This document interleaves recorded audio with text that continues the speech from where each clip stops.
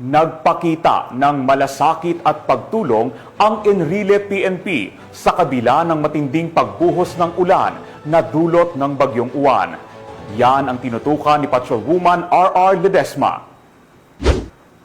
Sa kabila ng malakas na ulan at magtaas ng tubig dala ng Bagyong Uwan, noong ika-11 ng Nobyembre nito lamang taon, ang ating mga kapulisan ay muling nagpamalas ng malasakit na sumasalamin ng pagiging makatao. Hindi nag-atubiling tumulong ang mga tauhan ng Enrile Police Station na pinamunuan ni Police Captain Christopher B. Dawan, Deputy Chief of Police, kasama ang mga opisyal ng Barangay 2 Enrile, Cagayan.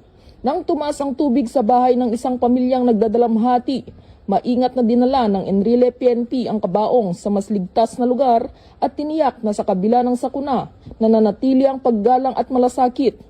Pinuri naman ni Police Brigadier General Antonio P. Maralag Jr., Regional Director, ang mga kapulisan dahil sa kanilang patuloy na pagsusumikap na pagsilbihan ang mga kababayan nating nasalanta ng kalamidad. Ang tunay na serbisyo ng pambansang pulisya ay hindi lamang sa pagpapatupad ng batas, kundi kaakibat din nila ang pagtulong ng may puso at malasakit, lalo na ngayong panahon ng kalamidad.